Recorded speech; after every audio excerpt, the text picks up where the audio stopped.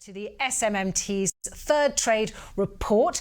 To take us through the headlines, delighted to introduce SMMT's Director of Policy and Government Affairs, Konstanze Scharring. Konstanze. Thank you, Daisy. I'm delighted to present to you today SMMT's third annual automotive trade report at SMMT's first global trade conference. In recent years, as an industry, we have reported that we've gone from strength to strength every year. This year is different. There's not a sector or nation, a neighborhood or an individual in the world unaffected by the pandemic. COVID has really touched all of us. But we can report that we, as an industry, remain strong. And it's by looking beyond the headline figures that we can tell the story of what is happening behind the pandemic and find the pathway from being strong to strengthening again. So let's go straight to some of the core findings of our report. As you can see on this first slide, UK trade, automotive trade, was growing strongly before 2020. Then there was the pandemic. COVID-19 impacted all sectors, including our own, with a 23% fall compared with the 5-year pre-COVID average. But despite this, the sector recorded 74 billion worth of trade in 2020. Road vehicles remain at 27 billion pounds, the UK's most exported products by value, ahead of power generating machineries and pharmaceuticals, as confirmed by Treasury. Auto exports represent 11% of all UK exports of manufactured goods. So automotive is strong, despite it all, and will be key to the UK's economic recovery and trade strategy. Turning to manufacturing and exports next. UK automotive manufacturing remains resolutely export-focused. We heard that earlier on. 80% of cars produced in the UK in 2020 were exported to more than 150 destinations worldwide. Over 60% of our commercial vehicles that we build here are exported overseas. By volume, exports to the EU remain dominant, accounting for more than half, 53.5%. The EU, together with non-EU European countries and with America, cover 80% of UK car exports, with Asia growing to provide the bulk of the remainder. By value, it is a slightly different picture. Exports to non-EU destinations have exceeded the value of exports to the EU for a decade. This is mostly driven by the varied export portfolio of high-value premium and small volume manufacturers, highly successful in these further afield markets. Moving on from production, let's talk a bit about markets. The UK remains a very attractive market for importers.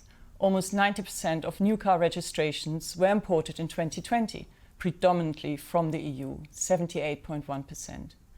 Japan, South Korea and Turkey are the next largest sources of imported cars to the UK market, accounting for 14.6% in total. In value terms, the importance of the EU is shown here in the two bar charts on this slide. The dark blue bars indicate imports from the EU for both cars and parts and accessories. They are significantly greater than non-EU imports as shown in the lighter blue bars, showing the deep integrations of our supply chains. So to summarize, the EU remains by far our largest trading partner for auto imports in terms of both volume and value. In this year's report, there's a special focus on trade between the UK and the EU to assess the post-transition impacts on the industry. The new UK-EU Trade and Cooperation Agreement is of vital importance to the automotive industry. It allows the sector to avoid tariffs on bilateral trade after 40 years of deep economic integration. It also paves the way for a strong regional industrial partnership in manufacturing of electric vehicles and batteries.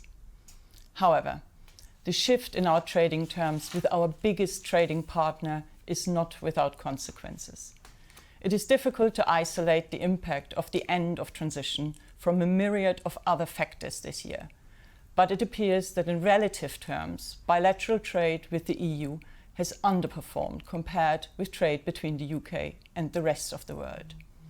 We have seen this in our own production and registration data in 2021, as well as HMRC and Eurostat datasets, most clearly in the import of finished vehicles, showing in these treasury vehicles. In addition, an SMMT survey earlier in the year showed that the cost of trade between Great Britain and the EU for UK automotive manufacturers, both in time and resource, has increased for 9 out of 10 respondents. For 6 out of 10, it has significantly increased. This is a significant impact on the industry's competitiveness that cannot be ignored.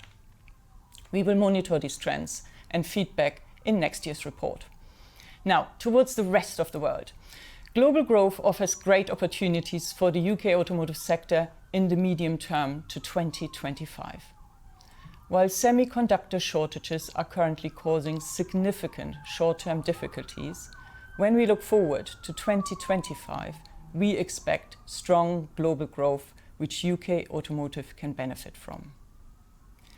In July, forecasting house LMC expected global passenger vehicle sales to grow by 13.5%, or over 10 million units from 2019 to 2025. The focus of this growth is likely to be in Asia, but most regions, including Europe, are also set to grow. Premium and small volume manufacturers already have that global reach to capitalize on. The value of their exports to growth markets in Asia should benefit the sector as a whole. Volume producers' focus is predominantly Europe, so growth in the EU and more so in other non-EU European markets could be an opportunity for them too. Maximizing these global opportunities alongside reducing cost and building the industrial partnership in UK-EU trade will be a key part of the sector strategy in the coming years. Looking at the UK's current FTAs and negotiations, we observe that UK trade policy is aligned with some of the sector's biggest growth opportunities worldwide. As you can see from this table, the UK has in place 7 trade agreements out of 13 key trading partners, representing the largest car export destination and fastest growing sales markets. Over the next few years, 3 of these will be renegotiated, a real chance for greater further access to markets such as Mexico, Canada, and South Korea.